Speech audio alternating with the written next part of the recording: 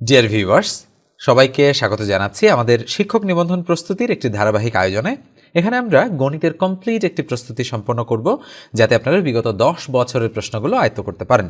তো চলেন আমরা ভিডিওটা শুরু করি। তো অবশ্যই আপনারা প্রথম থেকে শেষ অবধি মনোযোগ সহকারে দেখবেন। শুরুতে 1 নম্বর যে অঙ্কটা আপনারা স্ক্রিনে দেখতে পাচ্ছেন, বলা হচ্ছে 5:7 এবং 3:13 অনুপাতগুলোর ধারাবাহিক অনুপাত কত। তো ধারাবাহিক অনুপাত সম্পর্কে আপনাদের অনেকেরই হয়তো কম ধারণা রয়েছে। তো সেজন্য আমি লিখে রেখেছি যে দুটি অনুপাতের মধ্যে প্রথম অনুপাতের উত্তর রাশি এবং দ্বিতীয় অনুপাতের পূর্ব রাশি দুটি পরস্পর সমান হলে তাকে ধারাবাহিক অনুপাত বলে। যেমন 2:5 ও 5:7 দুটি অনুপাত হলে এদের ধারাবাহিক অনুপাত হবে 2:5:7। এখান থেকে হয়তো আপনারা কম বুঝতে পারছেন, আমি একটু বোঝাই দিচ্ছি। তো আমি যদি বলি যে হচ্ছে 2:5 এই একটা অনুপাত, এই অনুপাতের এই রাশিটাকে আমরা কি বলতে পারি? এই রাশিটাকে আমরা বলবো পূর্ব রাশি, এবং এই যে রাশিটা রয়েছে এই রাশিটাকে বলবো আমরা উত্তর রাশি। আমরা অনেক সময় বলি পূর্বসূরি, তার মানে আমাদের বাপদাদারা, আমাদের উত্তরসূরি তার মানে আমাদের সন্তান সন্ততিরা হচ্ছে আমাদের উত্তরসূরি, তাই না? তাহলে পূর্ব রাশি প্রথমটা আর উত্তর রাশি হচ্ছে পরেরটা। তাহলে কি বলা হচ্ছে যে দুটি অনুপাতের মধ্যে প্রথম অনুপাতের উত্তর রাশি, তার মানে প্রথম অনুপাতের উত্তর রাশি, তার মানে এটা হবে উত্তর রাশি যদি এটা প্রথম অনুপাত হয়। তাহলে খেয়াল করেন, আমরা আমাদের অঙ্কে যে দুটো রাশি দেওয়া আছে এই দুটো রাশি আমরা কম্পেয়ার করব সংজ্ঞা অনুযায়ী। দুটি অনুপাতের প্রথম অনুপাতের উত্তর রাশি তার মানে এটা, এবং দ্বিতীয় অনুপাতের পূর্ব রাশি তার মানে এটা। দুটি পরস্পর সমান হলে, তার মানে এই দুটো তো পরস্পর সমান নয়, তাই না? 7 আর 3 তো পরস্পর অসমান। এখন এই দুটোকে সমান বানাতে হবে, তাহলে কেবল আমরা ধারাবাহিক অনুপাত পেয়ে যাব। তখন আমরা লিখব হচ্ছে এই অনুপাতটা এবং এই দুটোর মধ্যে একটা অনুপাত এবং এটা, তবে 5 এবং 7 তখন কিন্তু চেঞ্জ হয়ে যাবে, আমি এটা বলতে পারি। তাহলে খেয়াল করেন, একটু আমরা প্রশ্নটা তুলছি যে প্রথম অনুপাতটা হচ্ছে 5:7 এবং পরের অনুপাতটা হচ্ছে 3:13। এখন আমরা দেখতে পাচ্ছি যে এখানে রয়েছে 7 এবং এখানে রয়েছে 3।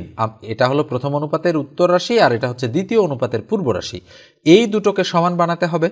তাহলে কি করতে পারি আমরা? সমান বানানোর জন্য এই রাশিটাকে আমরা গুণ করব 3 দ্বারা, তাহলে ইনটু হচ্ছে 3, এবং এই রাশিটাকে গুণ করব আমরা 7 দ্বারা। এই 7 এবং 3 কোথায় পেলাম? এই 7 পেলাম এখানে এবং এই 3 পেলাম এখানে। তার মানে উত্তর রাশির 3 দ্বারা গোটা প্রথম রাশিটাকে গুণ, আর এখানকার আমি ভুল বলেছি, পূর্ব রাশির 3 দ্বারা এই গোটা রাশিটাকে গুণ, আর এখানকার উত্তর রাশির 7 দ্বারা এই গোটা রাশিটাকে গুণ। নিশ্চয়ই আপনারা বুঝতে পারছেন। উত্তর পূর্ব বললে একটু গোলমাল লাগতেও পারে আপনাদের, তবে মনে রাখবেন বিষয়টা মনে রাখা কিন্তু জরুরি, না হলে কিন্তু আপনারা বুঝতে পারবেন না। তাহলে 3×5 কত হয়? 15 অনুপাত 3 সাথে কত হয়? 21। 3 সাথে কত হয়? 21 অনুপাত 7×13 কত হয়? 91। একটু খেয়াল করেন যে এই দুটো পরস্পর চেঞ্জ করে বা এক্সচেঞ্জ করে আমরা গুণ করার ফলে এই দুটো রাশি কিন্তু সেম হয়ে গিয়েছে। তার মানে দুইটা 21-এর মধ্যে আমরা একটা 21 লিখব। তার মানে 15 অনুপাত 21 অনুপাত কত? 91। তাহলে খেয়াল করেন ক নম্বর অ্যান্সারেই কিন্তু সেটা রয়েছে। তো এইভাবে বুঝে বুঝে যদি আপনারা অঙ্ক করতে পারেন, তাহলে কিন্তু অনায়াসেই আপনাদের অঙ্কগুলো দীর্ঘদিন মনে থাকবে। আর সংখ্যা যদি চেঞ্জও করে দেয়া হয় তাহলেও আপনারা কিন্তু পারবেন। তো আমি একটু বলি এই পর্যায়ে যে আমার ম্যাথের একটা বেসিক কোর্স রয়েছে। আপনারা যারা কোর্সটা করতে চান তারা অবশ্যই 01642702760 এই নাম্বারে যোগাযোগ করবেন। মাত্র 510 টাকার বিনিময়ে আপনারা কোর্সটা করতে পারবেন। সেখানে 12টা রেকর্ডেড ক্লাস থাকবে, 24টা লাইভ ক্লাস থাকবে, মোট ক্লাস হবে 36টা, এবং 500 অত্যন্ত গুরুত্বপূর্ণ অঙ্ক আমি আপনাদেরকে দিয়ে দিব পিডিএফ আকারে। প্রত্যেকটা ক্লাসের শুরুতেই আমি প্রতি ক্লাসের অঙ্কগুলো দিয়ে দিব আপনাদেরকে। আপনারা অবশ্যই যদি কোর্সে জয়েন করতে চান তাহলে আমার এই নম্বরে কল করবেন, অথবা একটা ডেসক্রিপশন বক্সে লিঙ্ক খুঁজে পাবেন, সেই লিঙ্ক থেকে তথ্য পূরণ করে দিলেও পরবর্তী সময়ে আমি আপনাদের সঙ্গে যোগাযোগ করব। ওকে, এবার আমরা 2 নম্বর অঙ্কটাতে চলে যাচ্ছি। 2 নম্বর অঙ্কটা দেখেন, বলা হচ্ছে 75 টাকায় 15টি কলম কিনে 90 টাকায় বিক্রি করলে শতকরা কত লাভ হবে বা লাভ কত? 14তম শিক্ষক নিবন্ধন পরীক্ষা স্কুল সমপর্যায়ে 2-এর একটা অঙ্ক। তো খেয়াল করেন যে ক্রয় মূল্য 75 টাকা, বিক্রয় মূল্য 90 টাকা, ওই 15টা কলম, তার মানে 15টা কলম আমরা কিনেছি এবং ওই 15টা কলমই আমরা বিক্রি করেছি।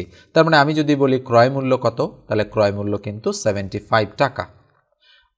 আমি যদি বলি বিক্রয় মূল্য কত, বিক্রয় মূল্য কিন্তু 90 টাকা। তাহলে আমি যদি বলি এবার লাভ কত হয়েছে, আমাদের লাভ হয়েছে কিন্তু 90 থেকে 75 বাদ দিলে 15 টাকা। এখন বলেছে শতকরা লাভ কত, তার মানে এবার আমরা বের করব শতকরা লাভ। তাহলে শতকরা লাভ মানে কি? তার মানে কত টাকা দিয়ে কিনেছি? 15 টাকা। লাভ করেছি কত? 75 টাকা দিয়ে কিনেছি, লাভ করেছি কত? 15 টাকা। শতকরা লাভ তার মানে গুণন 100। আমরা যদি কাটাকাটি করি 5 15 75 আর 5 20 কত হয়? 100। তার মানে কত শতাংশ বলেন তো দেখি? 20% বা 20% হচ্ছে আমাদের প্রশ্নটার অ্যান্সার। তার মানে গ নম্বর অ্যান্সারটা রাইট। এবার আমরা 3 নম্বর অঙ্কটাতে চলে যাচ্ছি। 3 নম্বর অঙ্কটা দেখেন, বলা হচ্ছে যে একটি লেবু 4 টাকায় কিনে 5 টাকায় বিক্রি করলে লাভ কত? খুবই সিম্পল অঙ্ক, কিন্তু অনেকেরই হয়তো একটু বুঝতে প্রবলেম হতে পারে। তাহলে মনে রাখবেন, লাভ বের করার সময় ক্রয় মূল্যটা সবসময় নিচে থাকে। তাহলে কয় টাকা দিয়ে কিনেছি? 4 টাকা দিয়ে কিনেছি।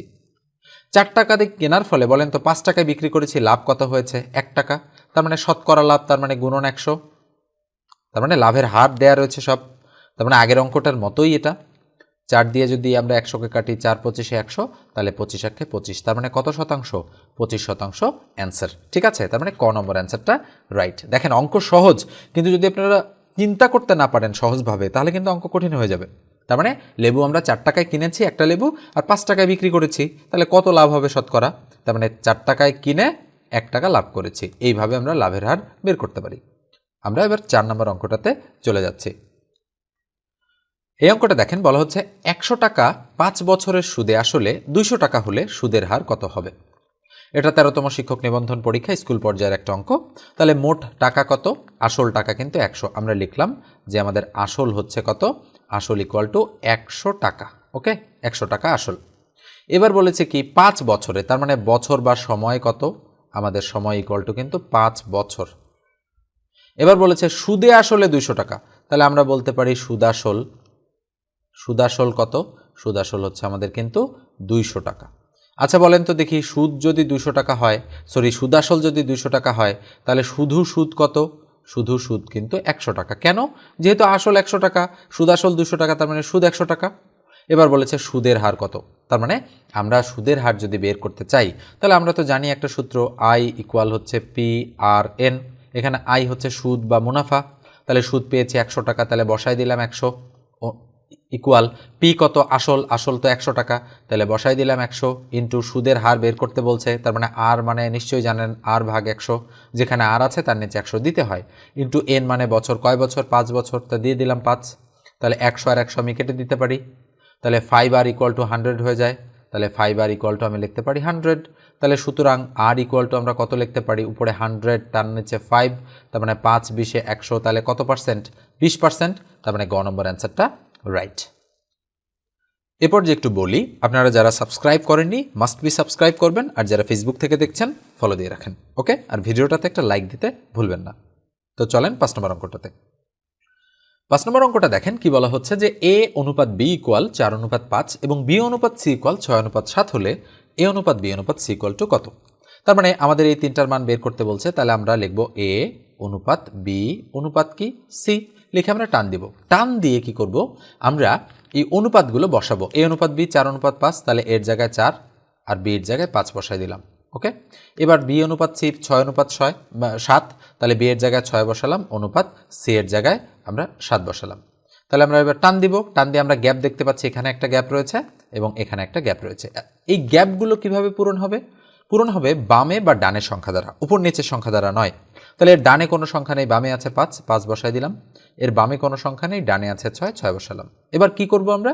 এবার আমরা যেটা করব সেটা হচ্ছে যে এই যে 4 এবং 6, 5 এবং 6, 5 এবং 7 গুণ করব। 4 6 24 অনুপাত 5 6 30 অনুপাত 5 7 35। তার মানে এ এর মান 24, বির মান 30, সির মান 35। তাহলে 24 30 35, তাহলে 24 30 35 খ নম্বরে রয়েছে। তার মানে খ নম্বর অ্যান্সারটা রাইট। এবার আমরা 6 নম্বর অঙ্কটাতে চলে যাচ্ছি। 6 নম্বর অঙ্কটা দেখেন, বলা হচ্ছে কি যে সমবাহু ত্রিভুজের এক বাহুর দৈর্ঘ্য 2√3 একক হলে ত্রিভুজটির ক্ষেত্রফল কত? মোটামুটি কঠিন ধাঁচের একটা অঙ্ক, কারণ হচ্ছে সমবাহু ত্রিভুজের একটা বাহু দেওয়া আছে, এর সূত্রটা মনে রাখাই কিন্তু আপনাদের জন্য কষ্টকর। অর্থাৎ ত্রিভুজ বিভিন্ন ধরনের হয়, সমকোণী, সমবাহু, সমদ্বিবাহু, বিষমবাহু, নানান ধরনের কিন্তু ত্রিভুজ হয়। এই প্রত্যেকটা ত্রিভুজের ক্ষেত্রফল নির্ণয়ের সূত্র আপনাদের কিন্তু জানতে হবে, এবং এই কারণেই কিন্তু অঙ্কটা কিছুটা কঠিন। তো আমরা যদি সমদ্বিবাহু ত্রিভুজ একটা অঙ্কন করতে চাই, তাহলে দেখেন সরি, আমি একটু ভুল বলেছি, এখানে কিন্তু বলা হচ্ছে সমবাহু ত্রিভুজ। ওকে, আমি সমদ্বিবাহু মনে করেছিলাম, তো সমবাহু ত্রিভুজ। তো সমবাহু ত্রিভুজ যদি আমি অঙ্কন করি, তার মানে যে ত্রিভুজের তিনটা বাহুই সমান, তা ধরে নিলাম আমি যে এখান থেকে এই পর্যন্ত যতটুকু, এখান থেকে এই পর্যন্ত ততটুকু, ওকে, এখান থেকে এই পর্যন্ত ততটুকু। যদিও মানটা মাপলে সমান হবে না, কিন্তু আনুমানিক আমি ধরে নিলাম। আপনারাও পরীক্ষার হলে এভাবে চিন্তা করবেন, যেহেতু সমবাহু ত্রিভুজ, আমি একটা সমবাহু ত্রিভুজ অঙ্কন করলাম যার তিনটা বাহুই সমান। তার মানে আমরা বলতে পারি যে এখানকার AB equal to BC equal to CA বা এসি। ঠিক আছে, এটা আমরা বলতে পারি। এখন এই বাহুটা যদি এ হয়, এটাও এ, এটাও এ, নিশ্চয়ই বোঝা যায়। তাহলে বলেছে এক বাহুর দৈর্ঘ্য 2√3, তার মানে আমরা এর মান কত পেলাম? 2√3। তার মানে এটাও 2√3, এটাও 2√3 এবং এটাও 2√3, নিশ্চয়ই বোঝা যায়। এবার ত্রিভুজটির ক্ষেত্রফল কত হবে? তাহলে এবার আমাদের বের করতে হবে ক্ষেত্রফল। তো আমরা নিশ্চয়ই জানি, অনেকেই জানি বা অনেকেই জানিও না, যে সমবাহু ত্রিভুজের ক্ষেত্রফল বা এরিয়া নির্ণয় সূত্র কী।